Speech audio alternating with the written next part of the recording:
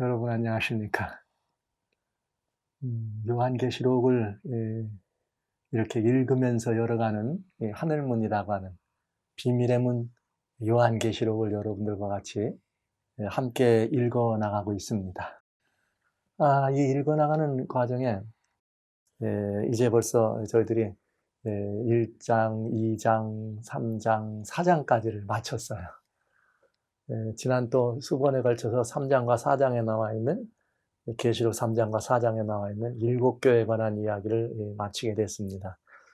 7교회 이야기는 7교회 이야기는 요한이 이 땅에 있을 때, pat모섬에 있을 때 뒤에서 나는 이 성령께서 뒤에서 나는 소리를 보고 뒤를 돌아봤더니 촛대 쌓여 계신 예수님을 보는 것이죠.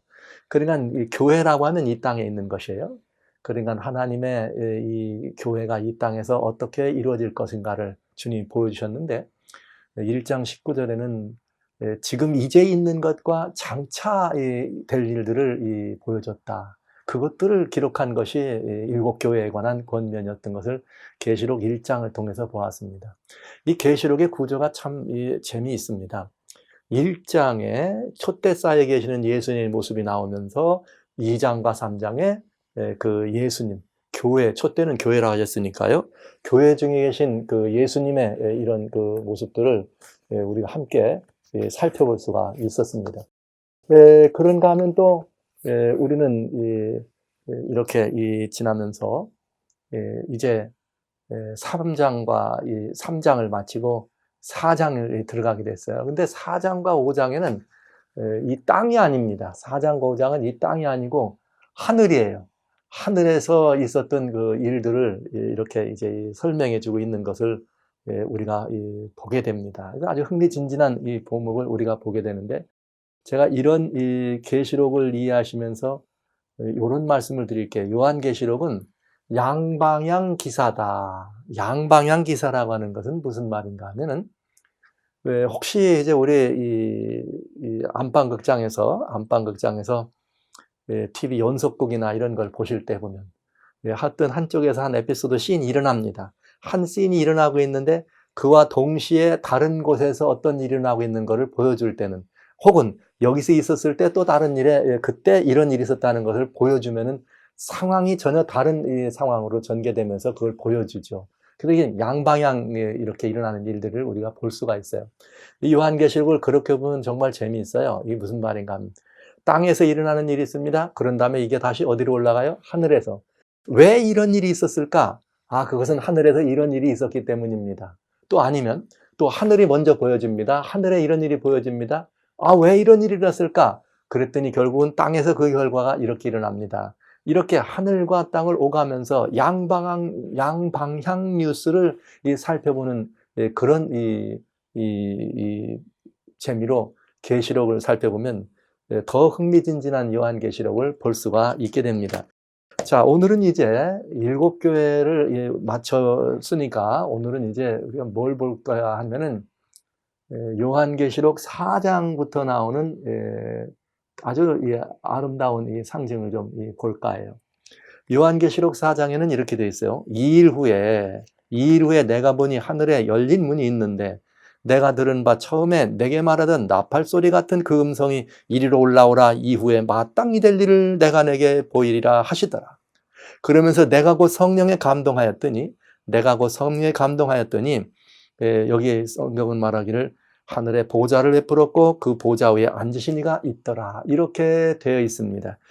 여기 드디어 열린 문이라고 하는 말이 나와. 제가 이 계시록 4장에 나오는 1절에 나오는 하늘에 열린 문이 있다. 이것 때문에 여러분과 같이 요한계시록 읽으면서 이렇게 읽으면서 열어가는 하늘문이다. 이런 제목을 쓴 것입니다. 이것은 아주 중요한 의미가 있겠죠. 하늘에 열린 문이 있다. 근데 여기 한번 보세요. 하늘의 문이 열리더라 혹은 하늘의 문이 열어지더라 이렇게 하지 않았어요. 이미 하늘의 문은 어떻게 되더라? 열렸더라. 여러분, 이 대단히 중요한 의미가 있지 않겠어요? 여러분, 문은 어떻게 생각하십니까? 문은 열기를 위한 것일까요? 닫기를 위한 것일까요? 어떻게 생각하세요? 문의 의미를 이해하려면 담을 우리가 보면 될 것 같아요. 담이 있습니다. 이 담이 있는데 담은 여러분, 왜 담을 사람들이 칠까요? 담은 사람들이 무엇 때문에 담을 치는가 하면 담은 아마도 다른 사람들과 혹은 이웃들과 아니면 지나가는 어떤 다른 이런 모든 것들과의 단절이죠. 담을 친다는 말은 단절을 의미해. 그러면서 뭔가 이렇게 들어오지 못하도록 하고 혹은 안에 있는 것을 흘러 넘치지 않도록 하는 이런 역할을 막아주는 역할을 하는 게 담이에요. 근데 담만 있다 그러면 완전히 막힌 거죠. 그러니까 이 담만 있으면 완전히 막힌 건데 이 담을 어떻게 하는 것이 문이에요? 열어주는 것이에요. 그러니까 문의 의미는 닫는다는 의미보다는 사실은 연다는 의미가 더 많이 이렇게 우리들에게 주어지지 않을까 그런 생각을 합니다. 문은 담은 닫는 것이지만 문은 닫힌 담을 어떻게 하는 것? 열어주기 위한 것이다. 물론 이 문을 이게 닫아서 담과 같이 될 경우도 있죠. 그러나 문이 닫혀 있을 때는 그건 담입니다. 그러나 문은 항상 열기 위한 것이라는 것을 한 번쯤 이 계시록을 보면서 우리가 생각해 볼 수가 있겠네요. 그럼 여기 하늘에 열린 문이 있다 그랬어요.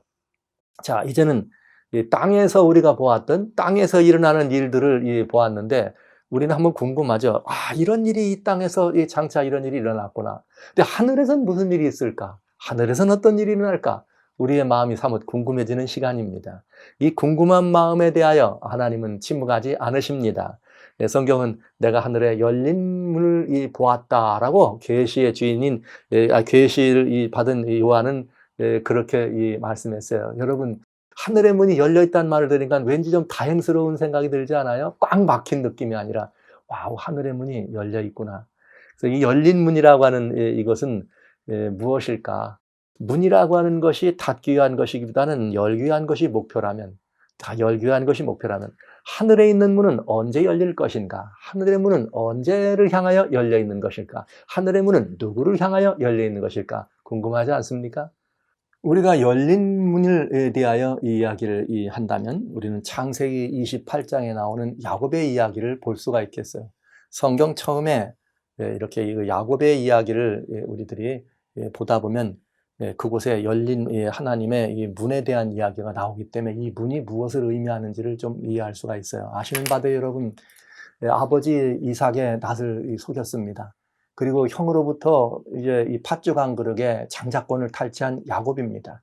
그리고 그것은 이 커다란 이 축복을 예상했지만 결국 그 일로 말미암아 야곱이 겪어야 될 일은 아버지와 어머니의 곁을 떠나 도망치는 일이었습니다. 그리고 그가 도망가는 날 이제 광야 빈 들에 누웠습니다. 돌베개를 베고 누웠습니다. 돌베개를 베고 누워서 그가 잠이 들었습니다. 그때 하나님의 사랑이 그를 찾아가서 이렇게 이 사다리를 타고 오르락내리락 하는 이 사자들의 모습을 보여주시죠. 그 장면을 보고 있었던 야곱이 잠에서 깨어나서 일어납니다. 일어나가지고 여기 창세기 28장 16절과 17절에 이런 말씀을 합니다. 야곱이 잠이 깨어 가로되 여호와께서 과연 여기 계시거늘 내가 알지 못하였도다. 그러면서 이에 두려워하여 가로되 두렵도다 이것이요 다른 것이 아니라 이는 하나님의 전이요 이는 하늘의 문이로다. 그러니까 여러분, 야곱이 지금 겪은 이 개념을 바라보자면 야곱이 피난처에서 이렇게 피난길에 만난 이 하나님의 임재를 그가 경험했던 거기를 하나님의 전이다 혹은 하늘의 문이다 이렇게 그는 이해하고 하나님 말씀은 그렇게 기록되어 있습니다. 그러니까 우리는 이 하나님의 문이 무엇인가, 또 하나님의 여기 야곱이 말한 것처럼 이것은 하나님의 전이다, 이런 이해, 그 문과 이런 부분들에 대해서 무엇을 의미하느냐 하는 이것보다는 언제 하늘의 문이 열렸는가, 언제 하늘의 이 문이 정말 꼭 하늘만이 아니라 야곱이 자기가 누웠던 거기를 바라보면서 이 사다리를 바라보면서 그랬던 것처럼 하늘의 문은 언제 열리는가 하는 것을 알아보는 것은 더 중요한 일일 것 같습니다. 그렇습니다. 우선 이 야곱의 이 경험을 우리가 들어본다면 하늘문은 언제 열리는가? 하늘문은 언제 열리는가? 하늘문은 회개하고 돌아오는 심령을 향해서 언제나 열려 있습니다. 여러분 한번 생각해 보십시오. 야곱이 말이죠. 여기 이 11절 창세기 28장에 보면은 10절부터 부엘사벨을 떠나 아버지 집을 떠나서 엄마의 정품을 떠나서 하란으로 향해 갑니다. 삼촌네 집을 향해 가죠. 그곳에 이르러서 해가 집니다. 그리고 거기서 유숙하려고 그곳에 한 돌을 취하여 베개하고 누워 자더라. 야곱이 오래 늦둥이 아닙니까? 사실 야곱도. 늦둥이 야곱이 아버지 이삭과 이렇게 어머니 리브가의 사랑을 얼마나 많이 받았어요. 형 에서와는 좀 달리. 그런 사랑을 많이 받던 이 야곱이 이제 정든 곳을 떠납니다. 어머니 품을 떠난 것입니다. 그리고 그가 어디서 잠을 자는가? 잘 될 줄 알고 모든 것이 다 좋아질 줄 알았지만 결국 그에게 찾아온 것은 돌짝밭 있는 빈 길에서 돌덩어리 하나 이 품에 베서 목에다 베고 잠이 들어야 되는 그런 입장에 처하게 된 것이라 이 얘기죠. 자, 그때 야곱이 무슨 마음이었을까요? 내가 잘했어. 내가 이제 앞으로 지금은 이 고생이지만 앞으로는 찬란한 미래가 보장되고 있어. 그랬을까요? 아니죠. 야곱은 그 돌베개를 누워 베고 잘 때 천성이 타고나게 좀 연약한 사람입니다. 물론 그는 태어날 때부터 속이는 자라는 이름을 가지고 태어납니다. 그리고 결국은 사람 속이고 아버지를 속이다가 이런 일을 겪게 됐습니다. 그러나 그는 그 속인다고 하는 그런 이름은 가졌지만 그의 마음은 약하고 따뜻한 사람일 수밖에 없었습니다. 그는 그 돌베개를 재고 잘 때 여러분 어땠을까요?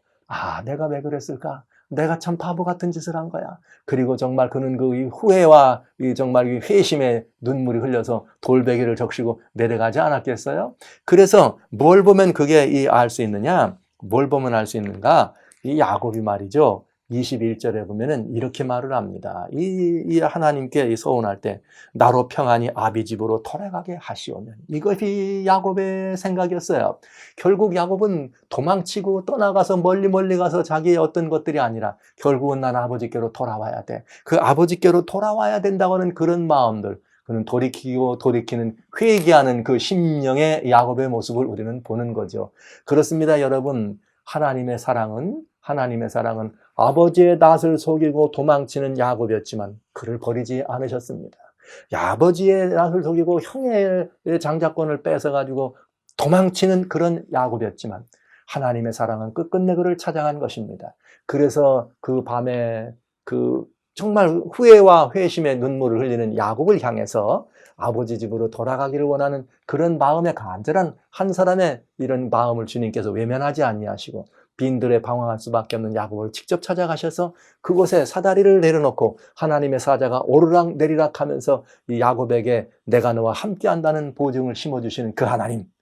그때 야곱, 도망치는 야곱이었지만 그가 하나님께로 후회하고 회개하고 하나님께로 돌아오는 심령을 그는 가지고 있을 때 그 마음의 죄책감과 죄의식으로 말미암아 어떻게든지 그 모든 것들을 돌이키기를 원하는 그 야곱의 마음을 하나님이 외면치 아니하시고 하나님의 열린 문으로 그를 찾아가신 것을 볼 수가 있습니다.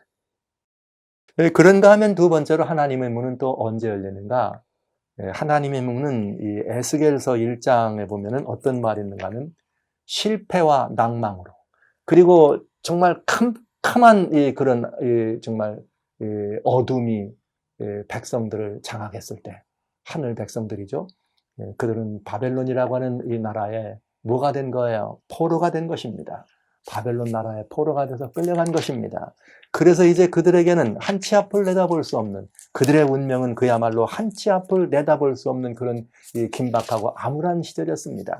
그 암울한 그 백성들, 그 낭패와 낭망으로 실망에 젖어 있는 고향을 떠난 하나님 백성, 자신의 백성들을 향해서 하나님께서는 위로와 그들을 격려하고 위로하는 하나님의 그런 이런 아름다운 이 사랑으로 하나님이 그들에게 하늘의 문을 열어주십니다. 여기에 에스겔 1장 1절에 보면 이렇게 되어 있어요. 제 30년 4월 5일에, 이것은 붙잡힌 것을 말하는 거죠. 30년 4월 5일에 내가 그발강가 사로잡힌 자 중에 있었더니 하늘이 열리며 하나님의 이상이 내게 보이시더라. 여러분, 그 고난 중에 있는 하나님 백성들을 외면하지 아니하시고 고난 중에 있는 하나님 백성들을 향하여 하늘의 문을 열어주시고 내가 여기 있다라고 주님 말씀하시는 그 하나님이 바로 하늘문을 우리들을 향하여 열어주십니다. 그런가 하면 하늘문은 언제 또 열리는가? 세 번째로, 여러분, 예수님께서 마태복음 3장 16절에 보면 이 땅에 오셔서 요단강에서 침례 요한한테 그 세례를 받는 그런 일을 경험하십니다. 여기 이 성경에 말이죠, 이 여기 세례라고 우리말로 이렇게 돼 있어서, 또 여기 영어로 돼 있는데 baptism이라고 돼 있어서 제가 이렇게 세례라고 하는 말을 침례라고 하는 이런 말로 그 원형을 따라서 여러분들에게 읽어드려요. 근데 그 침례를 받으실 때 어떤 일이 벌어지는가? 예수님이 침례를 받으시고 물에서, 요단강 물에서 올라오실 때 어떤 일이 벌어져요? 하늘의 문이 열립니다. 그러면서 어떤 일이 벌어져요? 이 하나님의 성령이 비둘기처럼 임하십니다. 그리고 예수 그리스도 우리의 이 구주를 향하여 이는 내 사랑하는 아들이요 내 기뻐함을 입은 자라고 하는 하나님의 아들이라고 하는 놀라운 소리를 보여줍니다. 그때에 어떤 일이 벌어집니까? 하늘의 문이 열립니다. 여러분, 이것은 무엇인가? 예수님이 이렇게 침례를 받으실 이유가 있었나요? 죄가 없으셨는데. 예수님이 침례를 받으실 아무런 이유가 없었습니다. 그분은 침례를 받으실 이유가 없으신 분이었지만 누구를 위해서? 죄인들의 모범이 돼서 우리 같은 죄인들이 반드시 거쳐야 될, 그렇게 해서 우리의 모든 옛 생애를 다 이렇게 정리하고 하나님을 향하여 새 걸음을 향하여 돌아가게 되는, 그래서 우리가 이 죄된 생애를 포기하고 하나님께로 돌아가는 것을 의미하는, 그래서 성령의 감동하심으로 말미암아 성령의 침례도 마찬가지로 그러면서 하나님께로 우리의 발걸음을 올 때 죄의 권세를 피하여 달려나오는 모든 이들을 향해서 이는 내 사랑하는 아들이라고 하는 하나님의 놀라운 이 은혜로운 선언을 선포하실 때 예수님이 맨 먼저 그 일에 앞장서시는 예수님께 우리는 그 하나님의 아름다운 보증으로 하늘의 문을 열어 보여주셨습니다. 그리고 그런 놀라운 선언을 선언하신 것입니다. 이는 내 사랑하는 아들이라고요. 여러분, 이것은 누구를 위한 것인가? 예수 그리스도를, 그렇게 되신 예수 그리스도를 우리의 맏형님으로 인류의 구주로 영접하고 누구든지 믿음으로 그 예수님을 영접하는 모든 사람들이 그 예수님 은혜 아래 머물기를 원하고 그 예수로 말미암아 아버지께로 돌아올 때 그 죄의 권세를 떠나서 하나님의 권세로 찾아오는 이들을 향하여 우리가 발걸음을 옮길 때 언제든지 즉각적으로 하늘의 문을 열리면서 이는 내 사랑하는 아들이라 이렇게 불러주신 하나님의 은혜를 경험할 수 있습니다. 이것이 하나님의 열린 문입니다. 어디 또 그뿐입니까? 하늘의 문은 또 어떤 때로 향해 열렸는가? 네 번째입니다. 하늘의 문은 고난 중에 정말 있는 자녀.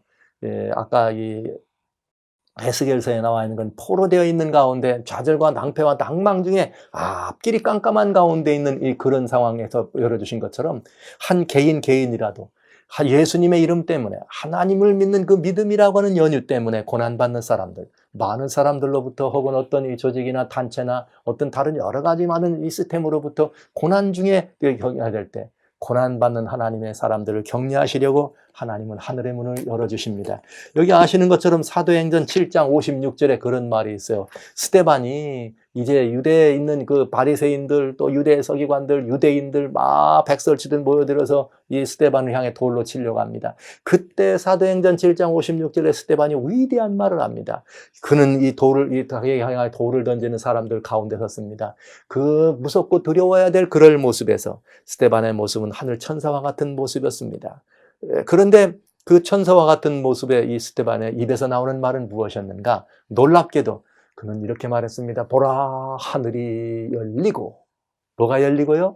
하늘이 열리고 인자가 예수님이죠. 하나님, 예수님이 아버지 하나님의 보좌에, 권능의 보좌의 우편에 서신 것을 내가 보노라. 놀라운 이야기입니다. 이것이 스데반의 고백이었습니다. 스데반은 이렇게 고백하면서 어떤 일을 했는가? 정말 이 돌에 맞을 때 천사와 같은 모습으로 이 스데반은 이 순교의 길에 들어갔습니다. 여러분, 스데반이 본 우리 주님의 모습은 어떤 모습이었을까요? 스데반이 본 그 열린 하늘문을 통하여 나타나신 예수님은 어떤 모습이에요? 스데반, 어떻게 했을까요? 너 무섭니? 너 이제 돌 맞아 죽겠니? 이거 아니죠. 스데반을 향하여 내가 여기서 다 보고 있다. 스데반아, 염려하지 말아라. 내가 다 보고 있다. 내가 다 보고 있다. 이런 주님의 격려와 위로의 눈길이, 이런 주님의 격려와 위로의 음성이 스데반의 모습 속에, 스데반이 이렇게 보고 듣는 그 속에 들리지 않았겠습니까? 그때 스데반은 하늘 천사와 같은 모습으로 그의 모습은 바꿔진 것입니다. 그는 하늘에 있는 이 모든 어떤 이 땅에 있는 것보다 하늘에 있는 아름답고 복된 모습을 바라보는 일이 더 그 마지막 순간까지 그에게 가장 신나는 일이었을 것입니다. 이것들은 스데반만을 위하여 주신 이야기가 아니라 지금도 여전히 하나님의 이름을 위하여, 예수님의 이름을 위하여 고난받는 모든 사람들, 주님의 자녀들, 예수님의 이 땅에서 있는 그리스도인들에게 여러분 지금도 여전히 그 문은 열려 있으면서 지금도 주님은 여러분을 향하여 내가 보고 있다 말씀하시고 계신 것입니다. 사랑하신 형제자매 여러분, 얼마나 위로가 되는 이야기입니까? 얼마나 여러분 정말 희망적인 이야기입니까? 어디에 있느냐? 중요하지 않습니다. 어떤 상황이냐? 중요하지 않습니다. 우리가 어떤 형편 때문에 고난을 받느냐? 어려운 일이 아닙니다. 그 모든 고난 중에도 우리는 그 눈물로 간구하는 우리들의 간구와 그리고 눈물로 우리가 호소하는 우리들의 모든 호소가 하나님 앞에 하나도 이렇게 가려진 것이 없이 하나님은 그때 열린 그 문이 한 번도 지금까지 닫지 않고 여전히 우리를 향해 열려 있다는 이 사실을 기억해 주시기 바랍니다. 어떤 형편이든 예수님의 이름을 인하여 하나님의 이름을 위하여 고난받는 모든 그리스도인들에게 하늘의 문은 항상 지금도 열려 있습니다. 이 점을 기억해 두시기 바랍니다. 자, 그런가 하면 또 하늘의 문은 또 누구를 위하여 열려 있는가? 하늘의 문은 이런 이 사람들을 위해 열려 있습니다. 언제든지 하늘의 문은 요한복음 1장 15절에는 그런 말씀이 있어요. 1장 51절에 무슨 말씀이 있는가 하면 나다나엘에 관한 이야기가 있습니다. 이 나다나엘이 이제 이렇게 예수님께 처음 나왔을 때 예수님, 이건 참 이스라엘이다 이렇게 얘기해요. 그러면서 이 나다나엘과 이 대화 중에 내가 너를 보았노라 그랬더니 아니 언제에 나를 언제를 보았습니까? 이게 나다나엘이 그렇게 물어봐요. 그러니까 예수님이 내가 무화과 나무 아래 있을 때 내가 보았다. 여기 제자들 아무도 그걸 모릅니다. 그러나 나다나엘은 알고 있었겠죠. 왜요? 자기가 무화과 나무 아래서 기도하고 있던 것을 주님이 보셨다는 이야기 아닙니까? 여러분 그렇습니다. 나다나엘이 기도할 때에 우리 주님이 그를 보셨다면, 그 열린 하늘문을 열고 우리 주님이 보셨다면 그 나다나엘에게 주님은 요한복음 1장 51절에 정확하고 분명하게 약속의 말씀을 주십니다. 뭐라고 주님은 이 약속의 말씀을 주셨는가? 이렇게 주님은 말씀해 주셨습니다. 이렇게 또 가라사대 내가 너 무화과 나무 아래 보았다는 사실로 이렇게 믿느냐? 그거 말하라. 여기 1장 51절 요한복음 이렇게 되어 있어요. 진실로 너에게 이르노니 하늘이 열리고 하나님의 사자들이 인자 위에 오르락 내리락 하는 것을 내가 보리라. 뭐가 열리고요? 하늘이 열리고. 이것이 우리들을 향해 주어진 하나님의 위로입니다. 이것이 우리들을 향해 주어주신 하나님의 권면입니다. 그리고 이것은 희망입니다. 모든 그리스도인들은 이 놀라운 은혜의 대상에서 제외된 적이 없습니다. 한 번도 제외시켜진 적도 없습니다. 주님의 이 열린 하늘문은 그때나 지금이나 여전히 열려 있습니다. 그리고 여전히 우리는 눈을 들어 하나님, 우리 예수 그리스도께서 우리에게 주신 이 약속처럼 인자 위에 오르락내리락 하는 하나님의 사자들을 볼 수가 있겠습니다. 여러분, 이 시간에도 하늘의 문은 열려 있습니다. 저와 함께 한번 이 하늘문을 한번 들어가 보지 않으시겠습니까? 여러분, 외롭고 고독하고 힘들고 지치고 잘 될 때도 물론 있지만 또 살다 보면 우리 그런 어려움이 많이 있잖아요. 어떻게 해야 할지, 누구에게 가야 할지, 무엇을 어떻게 해야 될지 모르고 암담하고 답답할 때가 있습니다. 그때 여러분 하늘을 바라보십시오. 그때 여러분 그 하늘의 문이 열리며 예수 그리스도께서 여러분들을 바라보고 계신 예수 그리스도의 그 인자로우신 예수님을 여러분 보실 수가 있겠습니다. 지금도 여전히 하늘문은 열려 있습니다. 여러분 야곱만 그런 이 길에서 그 열린 하늘문을 통하여 인자가 오르락내리락 하는 걸 보는 것은 아닙니다. 에스겔만 이렇게 이 포로된 그런 상황 속에 있었다 그래서 그런 상황에서만 이 하늘문은 열려 있는 것은 아닙니다. 여러분 예수님 침례 받으실 때에 그렇게 하늘의 문이 열린 것처럼 지금 여전히 하나님 죄악의 권세 있는 사람들이 하나님으로 돌아올 때는 언제나 하늘문은 열려 있었습니다. 스데반 순교당할 때만 우리 주님은 그렇게 스데반아 내가 여기 있다 이렇게 하셨을까요? 아닙니다. 하늘문은 지금 여전히 이 땅에서도 예수님의 이름 때문에 하나님을 믿는다는 그 하나님을 믿는 신앙, 참 신앙의 주인으로 살아가는 참 신앙을 고백한다는 그 이유 때문에 고난받는 여러분 누구든지 여러분을 위해서 하늘의 문은 열려 있습니다. 그리고 고난이나 아니면 무슨 꼭 힘든 그런 일에만 열려 있는 것은 아닙니다. 나다나엘이 마음에 어떤 마음을 가지고 무화과 나무에서 하나님을 바라봤겠습니까? 주여, 오신다더니 언제 오십니까? 메시아를 기다리는 마음이 있었겠어요? 그렇게 메시아를 기다리는 마음으로 하늘을 바라봤겠죠. 오늘 지금도 여전히 다시 오심하고 약속하신 주님을 기다리면서 주님 이 땅의 형편을 바라보니 참으로 안타깝습니다. 어찌하면 좋겠습니까? 주여, 이 시절은 도대체 무슨 시절입니까? 하면서 하늘을 향해 여러분 이 고개를 드는 모두를 향해 하늘의 문은 열려 있습니다. 문제는 이것입니다. 하늘의 문은 열려 있는데 이 열린 문으로 우리가 들어가지 않는다면 그건 안 될 일이에요. 우리는 이 열린 문을 향해 들어가야 합니다. 이것이 우리들을 향해서 주신 너무나 놀라운 이 보증의 말씀입니다. 왜? 여기 성경은 그랬잖아요. 나팔소리 같은 음성이 가로되 이리로 올라오라. 하늘 문으로 뭐 하란 말이에요? 열린 문으로 들어오라고 안 합니까? 근데 실제 오늘 우리는 이 열린 문을 향해서 들어가야 합니다. 이 성경은 이 열린 문을 향해 들어가야 되는 부분에 대하여 히브리서에 아주 자세하게 들어있어요. 히브리서 6장과 10장에 보면은 하나님께서는 우리들에게 뭘 하겠는가? 우리들이 이 소망이 있는 사람들이라서 우리 하나님께서 우리들에게 말씀하시기를 6장에 먼저 이 말씀을 보겠습니다. 19절로 20절 말씀인데 이렇게 말씀하세요. 우리가 이 소망이 있는 것은 영혼의 닷 같아서 튼튼하고 견고하여 휘장 안으로 들어가니 그리로 앞서가신 예수께서 멜기세덱의 반차를 쫓아 영원히 대제사장을 되어 우리를 위하여 들어가셨느니라. 여기 뭐가 있어요? 하늘에 소망이 있습니다. 이 영혼의 닷 같은데 우리 휘장 안으로 들어간다. 이 휘장은 뭘 의미했느냐? 이 땅에 이 성소제도라고 하는 제도가 있을 때 이 지상에 하나님께서 성소를 지었어요. 성막이 있고 그 안에 성소를 지으셨을 때에 성소에 첫째 칸과 둘째 칸이 있는데 첫째 칸과 둘째 칸 사이에는 휘장으로 가로막혀 있었습니다. 근데 여기 이 휘장은 뭘 의미하느냐? 히브리서 똑같은 성경 10장에 똑같이 10장 20절에는 뭐라고 말씀하셨는가 하면 우리 주님이 똑같이 말씀하세요. 이 길은 우리를 위하여 휘장 가운데 이르러신 새롭고 산 길이다. 그 휘장은 뭐냐? 곧 저의 육체다. 휘장은 저의 육체라 이렇게 말하면서 예수님께서 앞서 들어가신 것입니다. 이 휘장은 뭘 의미했느냐? 성소라고 하는 곳에 첫째 칸과 둘째 칸을 맡고 있는 이 장인데 이 장을 열고 들어가면 첫째 칸에서 둘째 칸으로 들어갑니다. 여러분 이 요한이 1장에서 보았던 촛대 사이에 계신 예수님, 그 촛대는 첫째 칸에 있는 것이에요. 휘장 안으로 들어갑니다. 들어가면 거기에 뭐가 있는가?